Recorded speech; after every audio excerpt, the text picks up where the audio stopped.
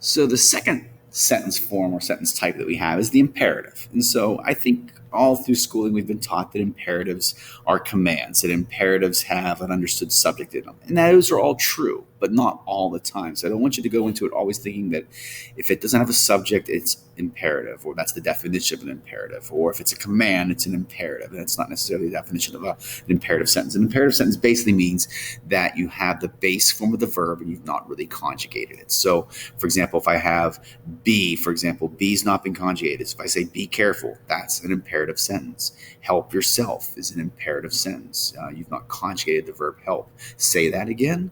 Tell me a story. And the thing is, they don't really sound always like commands. I think when someone says help yourself, I don't feel like I'm being commanded. I think I'm being invited. But we oftentimes consider them all to be sort of command-like, and that's fine if that's how you think about them.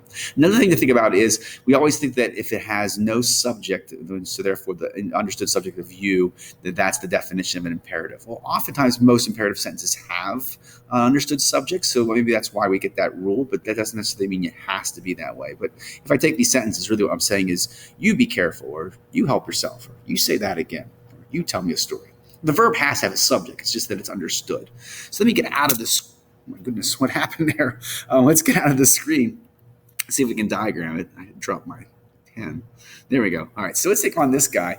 Let's just take on one of these real easy. Let's take, let's do you help yourself. So if I did help yourself, my sentence would look like this, and I would have, I'm all on a slant here today. All right, so here's help. My direct object is yourself. All right, one thing I want you to notice from last time, ooh, I missed it.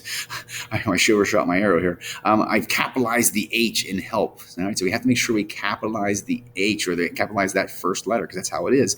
And then if you want to include the word you, you can. So you could put the word you here and put it in parentheses. It doesn't matter to me. But really the subject starts right here at the word help. That arrow is really going to make me laugh because it's such a bad arrow. Like how inept am I that I can't draw an arrow? Let's do one more just so I can salvage this. Let's do you be careful. All right. Another way of doing it is simply to put an X. I love the Xing diagramming as a way of letting me know there's a missing word. So then we would say be, and then we'd slant this line because it's a be verb, and I put careful right here. Once again, another example of an imperative. And just to demonstrate that I'm really good at drawing arrows, I'm going to come in this direction, and I don't think I did well. There it is. And I'm showing you that capitalized B in the word be is capitalized. That's the first letter of that word. All right. I think I made this much more complicated than it needed to be.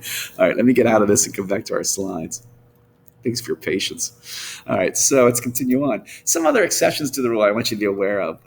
As I said, you could possibly have the actual subject stated. So you could say you behave yourself. Did you realize that's imperative? You behave yourself is treated as an imperative sentence. Really, what's happening is if you cut out that word you can simply say behave yourself. And that's how kind of a nice little test to say that that's actually an imperative sentence. If I said, don't forget to write, that would be imperative. But I could also say, now don't you forget to write, and give it an actual subject. I could say, do the best you can, or I could say, you do the best you can. And so sometimes you actually state the subject, but it's still treated as being imperative. And then sometimes it's not even the word you. I could say, someone help Hannah with the dishes.